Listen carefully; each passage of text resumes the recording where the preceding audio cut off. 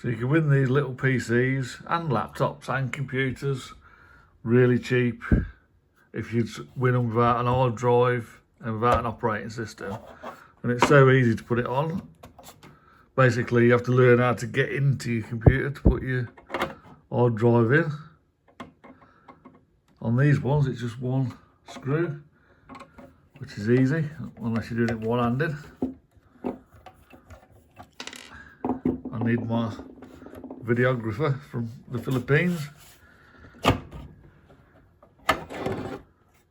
So I've opened it. Oh, do not drop your hard drive. That's bad.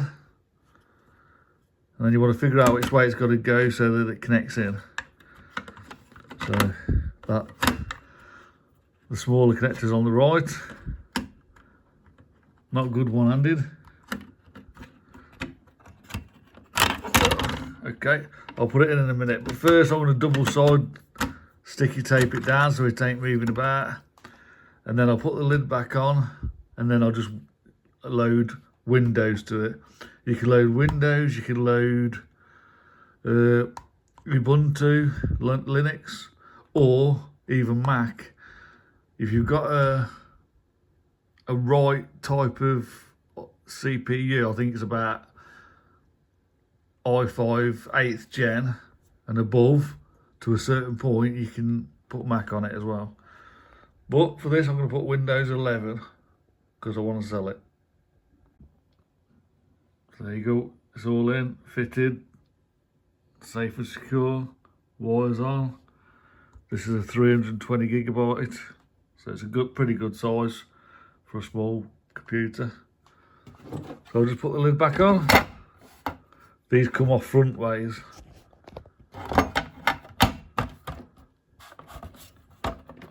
Slot it on and I'll put that screw back in, and that's it. Next stage is software. So you have to go to Windows, just type into the internet Windows installation, and you'll have to download like 5 gigabyte window file. Use Rufus to make it bootable. I will do a video on that, but I'm not going to do it today. So I've got it all set up. Keyboard, mouse, it's linked to the monitor, power. This is my Windows 10 installer. I've got a Windows 11 but I can't find it. But I prefer Windows 10 anyway. So. And it's still going to have a few years of coverage, I hope. So I pressed enter to pause, but I'm going to select F12 to choose temporary startup device. But it's going to ask me what I want, and it hasn't found that USB. So it probably means I've got to restart.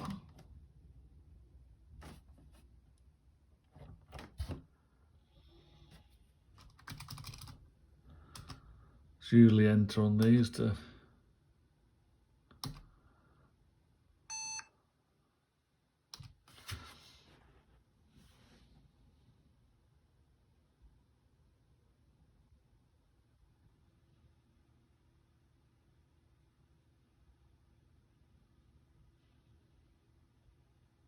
it looks like it's booting from it anyway, straight away.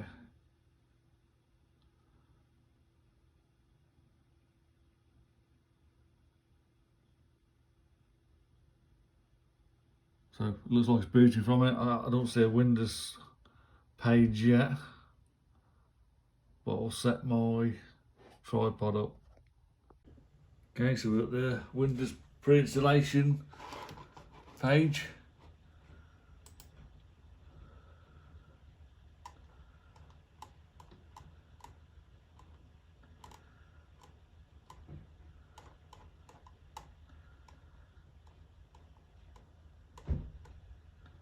I'm just going to put United Kingdom keyboard. That's it. Next, install now. And it's just going to set up. It's going to load all the files from the installer onto your hard drive that we inputted. I'll put the key in last. I'll just put I don't have a product key and click next. In fact, I'll put Windows Pro on. there should be a code on the bottom. Your Windows code should be on the sticker on your computer.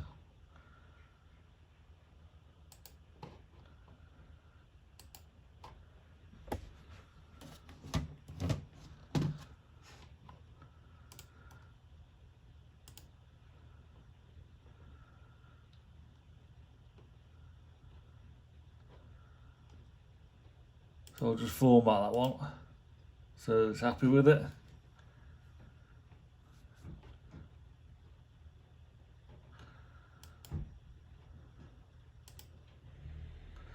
It wouldn't let me do it, so I just deleted it and now it's happy. So I'm going to press next, and that's going to copy the files to the hard drive. It shouldn't take too long, but I won't bore you with it.